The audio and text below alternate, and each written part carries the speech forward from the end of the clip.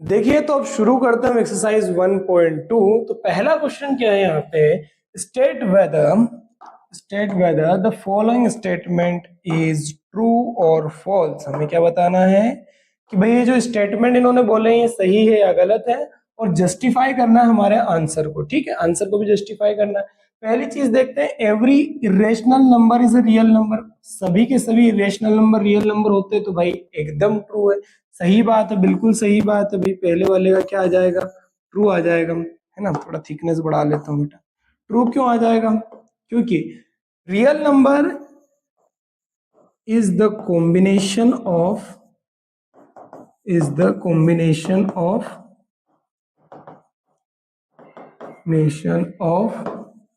Rational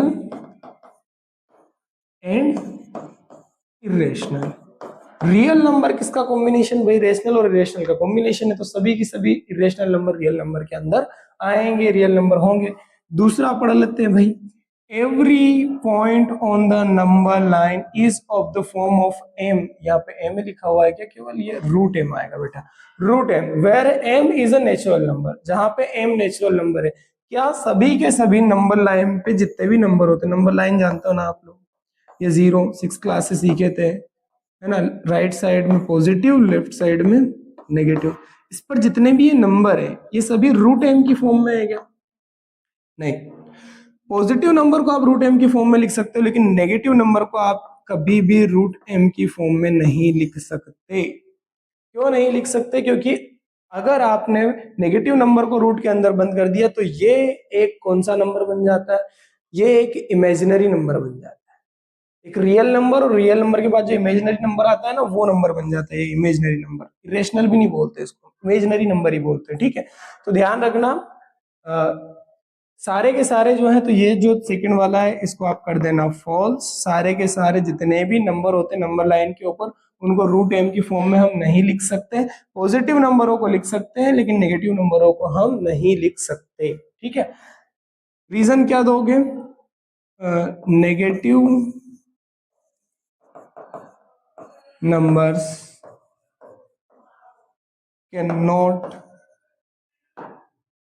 is not right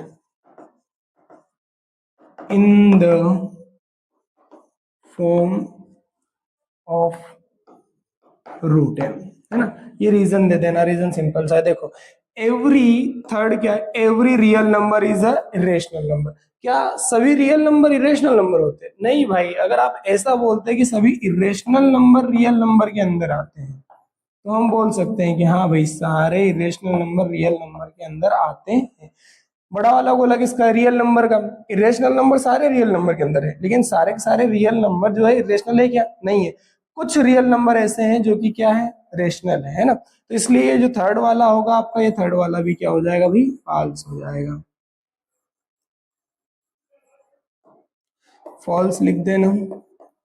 और क्या लिखोगे रीजन में, some real numbers are rational. कुछ रियल नंबर रेशनल भी होते हैं, सारे के सारे इरेशनल नहीं होते। ठीक है, तो ये पहला हो गया। आई होप आपको समझ में आ गया होगा पहला वाला क्वेश्चन, इजी सा क्वेश्चन था, है ना। स्क्रीनशॉट लेना चाहो तो ले लो इसका। दूसरे क्वेश्चन पे बढ़ते हैं, सिंपल सा क्वेश्चन है, देख लेते हैं क्या है ये क्वेश्चन। क्या बोला है, are the square roots of all positive integer irrational. जितने भी पॉजिटिव इंटीजर होते हैं उनका स्क्वायर रूट हमेशा इरेशनल होता है क्या, तो ये बात तो गलत है बिल्कुल, है ना। Is if not give an example of the square root of a number that is a rational number. एक पॉजिटिव इंटीजर का हमें एग्जांपल देना है इन्हें, जिससे क्या पता चले, जिससे ये पता चले कि भाई ये जो है पॉजिटिव इंटीजर और इसका स्क्वायर रूट जो है वो इरेशनल नहीं आया, रेशनल आया। जैसे कि तुम देखो, अगर हम रूट के अंदर 1 को 1 करें तो ये रूट के बाहर निकल सकता है, ये रेशनल नंबर बन गया। रूट के अंदर आप 2 को बंद करोगे तो रूट के बाहर नहीं निकल सकता, ये एक इरेशनल नंबर हो गया। ये माना ये इरेशनल है, लेकिन सभी है क्या, नहीं है सभी, है ना। जैसे आप आगे √4 ले लोगे तो वो 2 बन जाएगा, 2 के अपन कुछ नहीं तो 1 लिख सकता है, ये बन गया भाई रेशनल आपका, है ना। अगला आप नंबर ले सकते हो रूट के अंदर 9, इस 9 को भी आप बाहर निकाल सकते हो 3, ये बन गया रेशनल। तो सारे पॉजिटिव इंटीजर रूट में बंद होने के बाद इरेशनल नहीं बनते। कुछ पॉजिटिव इंटीजर ऐसे हैं जो रूट में बंद होने के बाद इरेशनल बन जाते हैं, और वो कुछ पॉजिटिव इंटीजर कौन से होते हैं, वो प्राइम नंबर होते हैं जो केवल खुद की टेबल में आते हैं ना, वो वाले नंबर। जैसे एक रूट में 3 हो गया, रूट में 5 हो गया, रूट में 7 हो गया आपका। हालांकि वो भी और दूसरे भी हो सकते हैं, लेकिन जिनका स्क्वायर रूट निकल सकता है भाई, वो तो रेशनल कहलाएंगे। ठीक है, तो आई होप ये क्वेश्चन आपको इजीली समझ में आ गया होगा अच्छे से। ज्यादा डीप क्वेश्चन है नहीं, समझो, अलग हटाओ, पिक्चर आगे बढ़ो। अब ये सिंपल सा थर्ड वाला क्वेश्चन है, इसमें बहुत सारे बच्चों को कंफ्यूजन होता है। भाई कंफ्यूजन नहीं रखना, देखो सिंपल सी चीज बताता हूँ। √5 को हमें क्या करना है, नंबर लाइन पे शो करना है। अब नंबर लाइन में थोड़ा सा क्या है, देखो वैसे तो इसको ना पेन पेपर से हम बनाते तो ज्यादा अच्छे से बन जाता, बट मैं ऐसे ही कर लेता हूँ, 1 और 2 है ना। आप क्या करना, स्केल का यूज करना, और ये जो दूरियां मैं ले रहा हूँ ना, ये दूरियां आप बिल्कुल फिक्स लेना है। इसके और इसके बीच की दूरी है 1 इंच की होनी चाहिए, 1 इंच की। सेंटीमीटर लो तो 1 सेंटीमीटर, 2 सेंटीमीटर ऐसे लेना, ठीक है। अब क्या करना, ये 2 सेंटीमीटर ले लिया, इस 2 सेंटीमीटर पे एक 90 डिग्री का एंगल बनाना, ठीक है। ये 90 डिग्री का मेरा एंगल बन गया। अब इसकी जो डिस्टेंस है ये 1 सेंटीमीटर होनी चाहिए। कितनी होनी चाहिए भाई, 1 सेंटीमीटर होनी चाहिए। तो आई होप ये 1 सेंटीमीटर हो गई, ठीक है।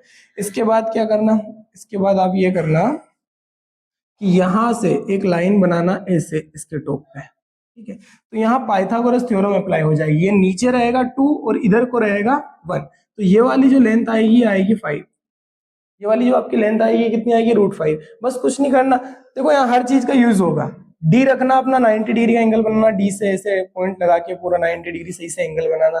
फिर वो जो अपना राउंडर होता है पेंसिल जिसमें लगाते हैं, तो एक पॉइंट उसका यहाँ रखना, दूसरा पॉइंट उसका यहाँ रखना, और फिर ऐसे बना देना यहाँ से यूं गोल गोल। तो यहाँ पे जो पॉइंट प्लॉट हुआ इस पॉइंट को हम बोलेंगे रूट के अंदर 5, क्योंकि ये एज अ रेडियस काम करेगा सर्कल बनने के लिए। तो यहाँ से यहाँ तक की दूरी और यहाँ से यहाँ तक की दूरी बराबर रहेगी। तो इस प्रकार से आप √5 को नंबर लाइन पे रिप्रेजेंट कर सकते हो, ठीक है। इजीली मेरे हिसाब से समझ में आ गया होगा। इसको आपको मैं और समझा देता हूँ, OAB इसको मान लेना आप। पाइथागोरस थ्योरम हमारी क्या कहती है कि भैया हाइपोटेनियस का जो स्क्वायर होगा वो बेस के स्क्वायर प्लस परपेंडिकुलर के स्क्वायर के सम के बराबर होगा। अब हाइपोटेनियस हमारा कुछ है नहीं, OB है, ये OB है ना, इसका स्क्वायर। बेस हमने क्या लिया था, 2 लिया था शुरू में, तो 2 का स्क्वायर कर लो। परपेंडिकुलर क्या लिया था, 1 लिया था, तो 1 का स्क्वायर कर लो। 2 का स्क्वायर कितना होता है भाई, 4। 1 का स्क्वायर कितना होता है, 1। इधर क्या है, OB। OB का स्क्वायर उधर जाएगा तो रूट चढ़ जाएगा, तो OB की जो वैल्यू है वो कितनी है रूट के अंदर, 5। 4 + 1 5। ये आ गया अपना OB की वैल्यू √5। बस इसको यहाँ डिवाइडर रखो अपना, और उसको ऐसे चला दो, पेंसिल को ऐसे चला दो, तो ये आ गई लाइन पे। मतलब क्वेश्चन लाइन पे आ गया भाई। √5 जो नंबर है ये लाइन पे आ गया, इधर उधर चल रहा था, लाइन पे ले आया हम। सिंपल सा क्वेश्चन, आई होप आप समझ गए होंगे। फोर्थ क्वेश्चन एक्टिविटी के तौर पे है, इसका करो तो ठीक, ना करो तो भी ठीक, कोई दिक्कत नहीं है ना, सिंपल। अगर रहा, अगर आपको वो भी समझना है तो आप कमेंट कर देना, मैं उसका वीडियो बना के अपलोड कर दूंगा, है ना। बाकी ये 1.2 एक्सरसाइज हमारी कंप्लीट हो जाती है। तो थैंक यू सो मच, और मिलते हैं अब हम नेक्स्ट वीडियो में।